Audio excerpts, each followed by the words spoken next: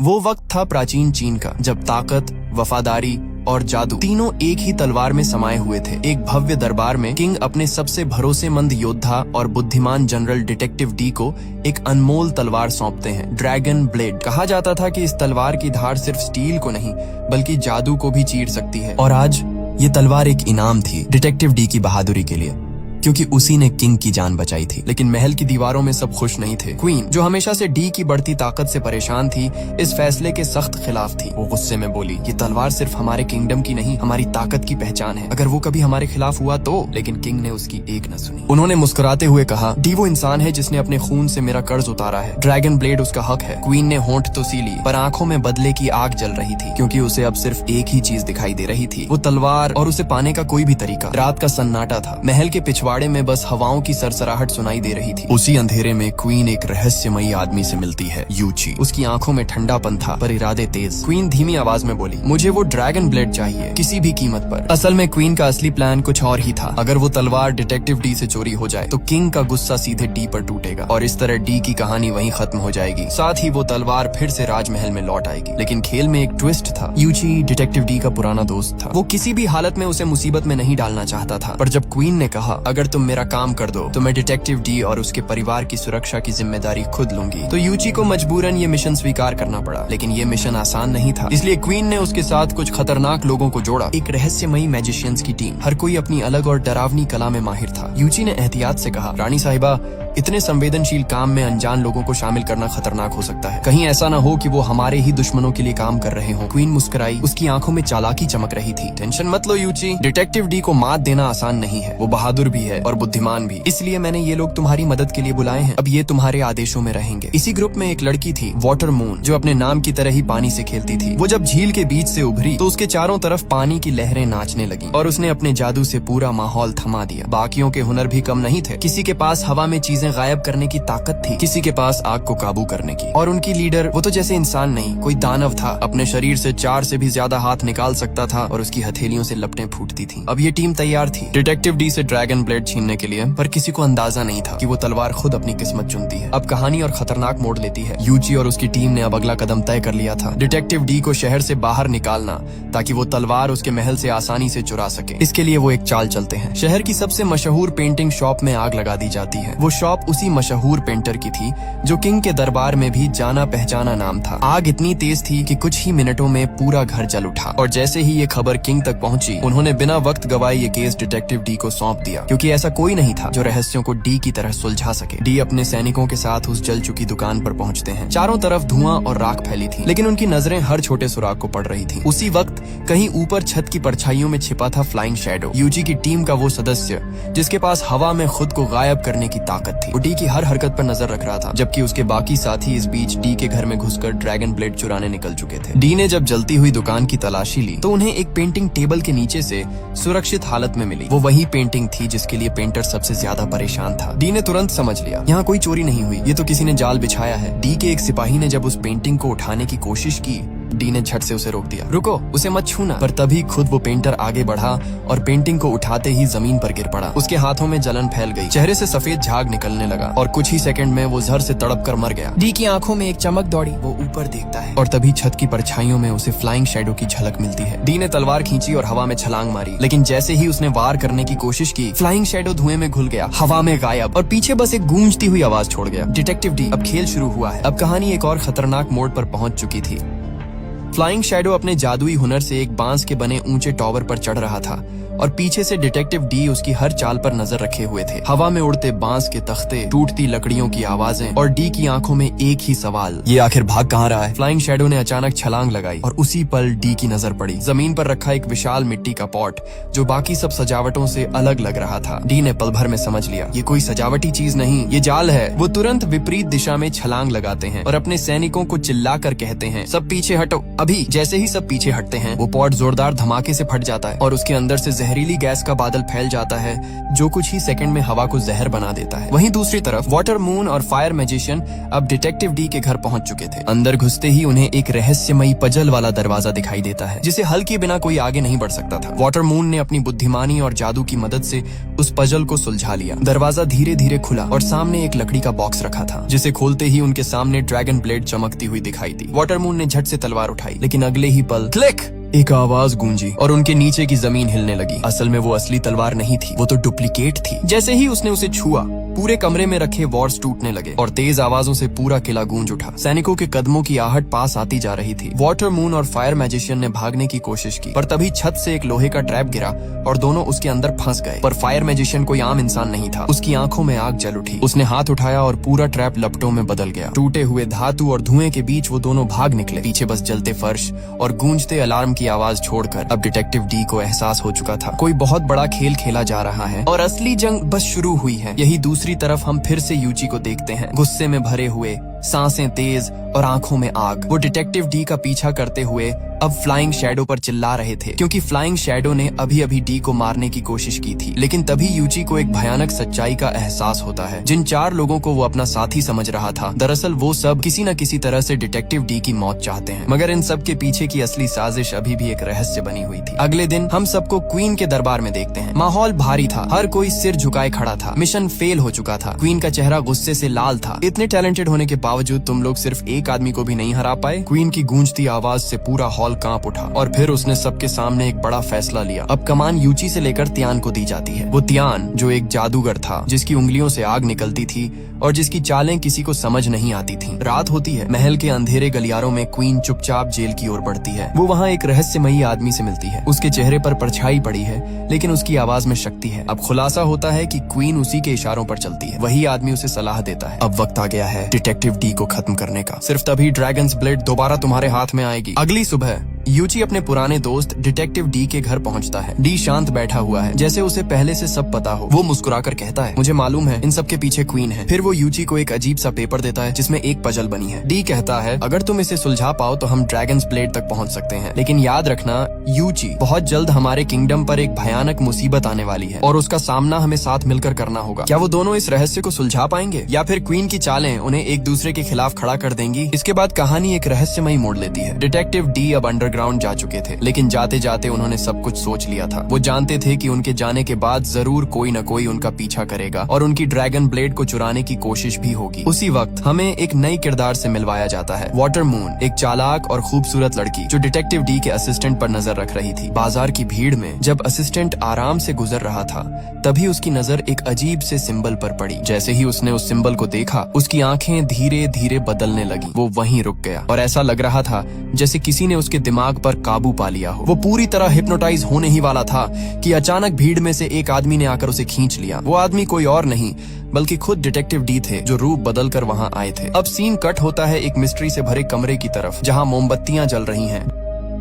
दीवारों पर अजीब से चिन्ह बने हैं और हवा में एक डरावनी खामोशी फैली हुई है। वहीं एक रहस्यमयी आदमी दिखाई देता है जिसके आसपास ब्लैक मैजिक से जुड़ी चीजें पड़ी हैं। यही आदमी है जो पावर में आना चाहता है और इसके लिए वो ब्लैक मैजिक के जरिए क्वीन के दिमाग पर काबू पा रहा है। अगली सुबह हम देखते हैं क्वीन खुद डिटेक्टिव डी के ऑफिस पहुंचती है। वो डी के असिस्टेंट से पूछती है, डिटेक्टिव डी कहाँ है? असिस्टेंट जवाब देता है, वो तो अपने घर गए हैं अपने परिवार से मिलने। क्वीन के होठों पर हल्की सी मुस्कान आ जाती है। उसे अब अपनी चाल चलने का मौका मिल चुका था। वो दरबार में सबके सामने एक नकली ड्रैगन्स ब्लेड लेकर आती है और कहती है, डिटेक्टिव डी अपनी तलवार खो चुका है और इस शर्मनाक गलती की सजा यही है कि उसे उसकी ड्यूटी से हटा दिया जाए। उधर डी का असिस्टेंट ये खबर सुनकर भागता हुआ डी तक पहुंचने की कोशिश करता है। उसके पीछे अब भी वाटर मून उसका पीछा कर रही होती है, लेकिन वो एक असली जासूस की तरह उसे चकमा देकर डी तक पहुंच जाता है और सारी बात बता देता है। और यहीं डी को फिर वही रहस्यमयी सिंबल दिखाया जाता है, वही चिन्ह जिसने पहले उसके असिस्टेंट को हिप्नोटाइज किया था। डी अब इसका राज खोलते हैं। वो बताते हैं कि ये सिंबल इंडिया से आया था। इस चिन्ह की पूजा करने वाले लोग बेहद खतरनाक थे, जो इस निशान के जरिए लोगों के दिमाग पर काबू पा सकते थे। दरअसल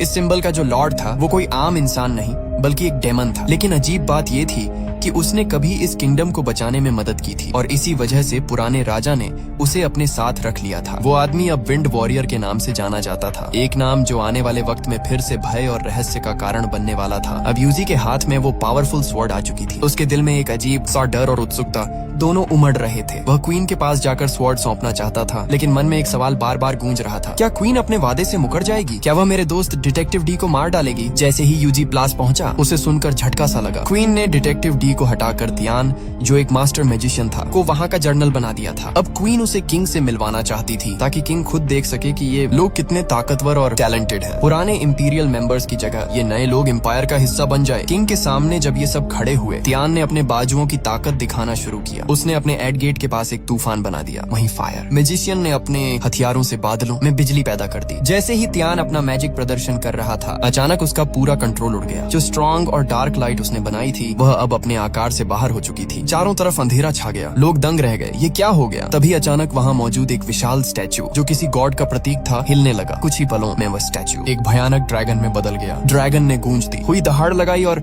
अपने मुंह से आग की लपटें निकालना शुरू कर दिया। लोग डर के मारे इधर उधर भागने लगे। ड्रैगन ने फायर, मैजिशियन को अपनी आग से भस्म कर दिया। वहीं उसका साथी, जो किसी भी चीज को हवा में गायब कर सकता था, ड्रैगन को देखकर तुरंत खुद को हवा में गायब कर लिया। लेकिन ड्रैगन भी चालाक था, उसने उस मैजिशियन को हवा में ही पकड़ लिया और एक झटके में अपने पीठ के अंदर बंद कर दिया। ड्रैगन ने सीलिंग तोड़ते हुए पलाश से भाग लिया। यूची, जो सब कुछ देख रहा था, दूसरे बिल्डिंग तक दौड़ा। वहाँ उसने देखा कि कुछ आदमी गार्ड्स को मार रहे हैं। जैसे ही वह मदद करने पहुंचा, उसे झटका लगा। हमला करने वाला आदमी उसका बिल्कुल हमशक्ल था। यूची को देखते ही वह डुप्लीकेट भाग खड़ा हुआ, लेकिन सब लोग यूची को क्रिमिनल समझकर पकड़ लिया। अब यूची अकेला था और हर तरफ अराजकता और डर का माहौल था। इस पूरे एक्सीडेंट की खबर फौरन डिटेक्टिव डी तक पहुंचाई गई। डिटेक्टिव डी तुरंत अपने असिस्टेंट को मास्टर यान्सी के पास भेजते हैं, जो एक दिग्गज मैजिशियन थे। खुद डिटेक्टिव डी अब जेल की ओर बढ़ रहे थे ताकि अपने दोस्त यूची को बचाया जा सके। इसी बीच हम देखते हैं वाटर मून को, जो डिटेक्टिव डी का पीछा कर रही थी। पर उसी समय वहाँ विंड वॉरियर्स भी आ पहुँचते हैं। उनकी नजर उस लड़की पर थी और वे उसे मारना चाहते थे। असल में वो लड़की सच में अच्छे काम कर रही थी और इसी वजह से विंड वॉरियर्स उसके चारों तरफ अपना जादू फैलाने लगते हैं। वाटर मून बचने के लिए दौड़ती है,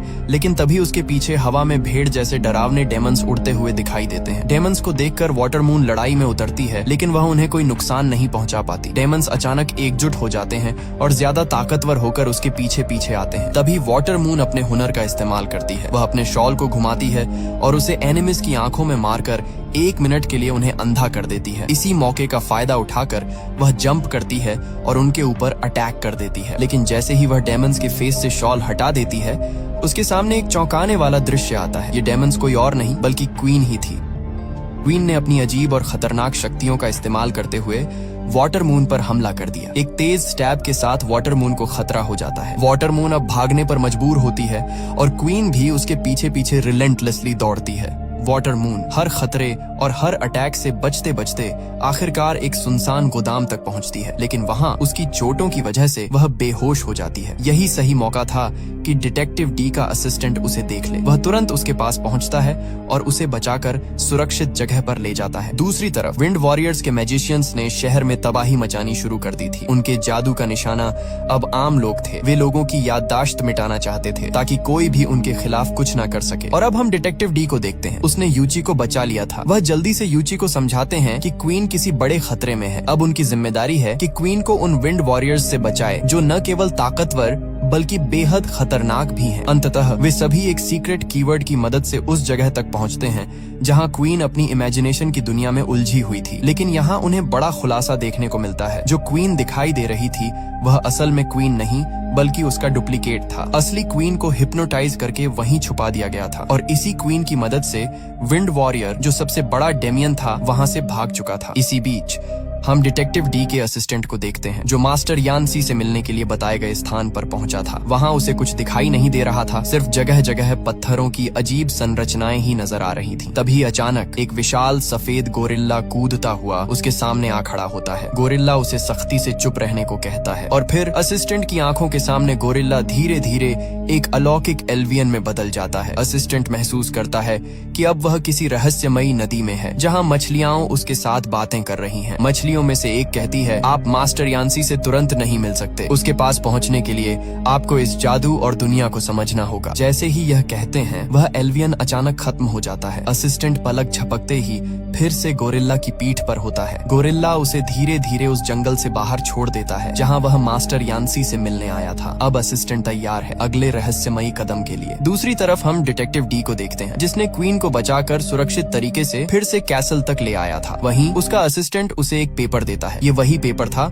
जो पहले व्हाइट गोरिल्ला ने उसके हाथ में दिया था। पेपर में मास्टर यान्सी का कोई संदेश लिखा था, लेकिन इस दौरान किसी को अंदाजा नहीं था कि विंड वॉरियर फिर से उन पर हमला करने की तैयारी कर रहा था। इसके लिए उसने अपने इन्फॉर्मेशन फायर मैजिशियन का इस्तेमाल किया था और यह सच सामने आया कि फायर मैजिशियन भी क्वीन के साथ नहीं था, बल्कि वह भी विंड वॉरियर का आदमी था। उसके इन्फॉर्मेशन के आधार पर विंड वॉरियर ने कैसल पर हमला करने की योजना बना रखी थी। अचानक बिल्डिंग्स के पीछे से एक विशाल और डरावना, पूरी तरह से बर्फ से ढका हुआ मॉन्स्टर दिखाई देता है। उसकी विशालता के सामने हर चीज छोटी लग रही थी। सारे सोल्जर्स मिलकर उस पर हमला कर रहे थे, लेकिन उनके किसी भी अटैक का उस पर कोई असर नहीं हो रहा था। डिटेक्टिव डी ने सबको तुरंत शांत रहने और मास्टर यान्सी द्वारा उनके असिस्टेंट को भेजे गए मैजिकल स्पेल्स पढ़ने को कहा। जैसे ही उन्होंने ये स्पेल्स पढ़े, वहाँ अचानक कई पेड़ उगने लगे। ये पेड़ मॉन्स्टर के मैजिक को कमजोर करने लगे, लेकिन मॉन्स्टर को हराने के बावजूद लड़ाई खत्म नहीं हुई। पीछे से विंड वॉरियर के बाकी लोग कैसल पर हमला कर देते हैं। देखते ही देखते वे सारे सोल्जर्स को हरा देते हैं। डिटेक्टिव डी ने यहाँ बड़ी चतुराई दिखाई। उन्होंने सभी को प्लान भी अपनाने के लिए कहा। उनके असिस्टेंट ने एक विशाल बेल का इस्तेमाल किया और देखते ही देखते हम कई घोड़ों पर सवार सोल्जर्स को कैसल की ओर आते हुए देखते हैं। लेकिन इससे पहले कि ये सोल्जर्स विंड वॉरियर पर हमला कर पाते, हम विंड वॉरियर को खुद बिल्डिंग की रूफटॉप पर खड़ा देखते हैं। वहां से उसने अपना विशेष मैजिक शुरू किया। उसके जादू की वजह से सारे सोल्जर्स एक ही समय में हिप्नोटाइज हो गए। उन्हें लग रहा था कि जिस रास्ते वे जाने वाले थे वहां एक विशाल मॉन्स्टर बाहर निकल रहा है। विंड वॉरियर के लोग अपने जादुई एरो से सोल्जर्स पर हमला कर रहे थे और ये एरो ऐसे लग रहे थे जैसे हर सोल्जर पर कोई रहस्यमयी क्रिएचर हमला कर रहा हो।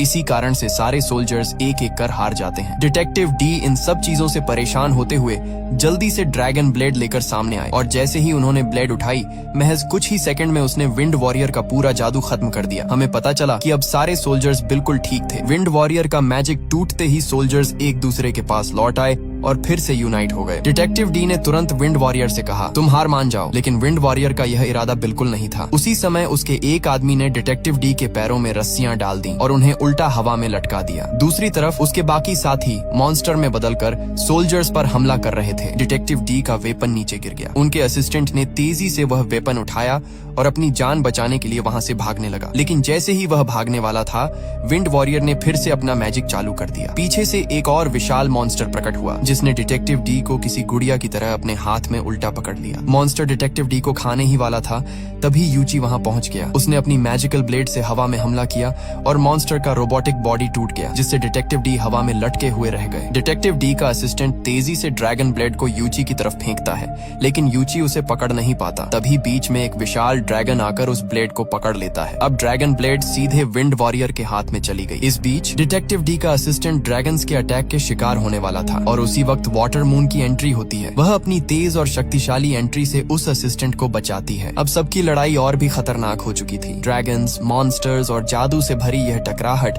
किसी भी पल और भी विनाशकारी रूप ले सकती थी। जब स्वॉर्ड को विंड वॉरियर के हाथों में देखा गया तो ऐसा लग रहा था जैसे युद्ध पहले ही जीत लिया गया हो। लेकिन उसकी जीत का जश्न ज्यादा देर तक नहीं टिक पाया, क्योंकि उसी समय वह भयानक व्हाइट गोरिल्ला एंट्री ले आया। ये वही व्हाइट गोरिल्ला था जिसने मास्टर यान्ची के घर पर डी के असिस्टेंट और रेला टी के असिस्टेंट को पकड़ लिया था। यहीं हमें पता चला कि मास्टर यान्ची सभी को बचाने के लिए आए थे। उन्होंने हवा में उड़ते हुए डेमन से उस सॉर्ड को पकड़ लिया। यह नजारा देखकर विंड वॉरियर का गुस्सा 7वें आसमान पर पहुंच गया और उसने अपने एक विशाल ड्रैगन से मास्टर यान्ची पर हमला करवा दिया और वह डेमन अपने मुंह से अचानक टेंटिकल जैसे भयानक हथियार निकालकर मास्टर यान्ची पर हमला करने लगा। मास्टर यान्ची और उनका गोरिल्ला चतुराई से इन टेंटिकल्स से पूरी तरह छिप गए। लेकिन चौंकाने वाली बात यह थी कि कुछ ही सेकंड में वही टेंटिकल्स जो यान्ची को मारने आए थे उलटे डेमन पर ही हमला कर देते हैं। इस हमले से डेमन का गुस्सा 7वें आसमान को छूने लगता है। अब डेमन अपनी शरीर में फैली डरावनी आइज को निकालकर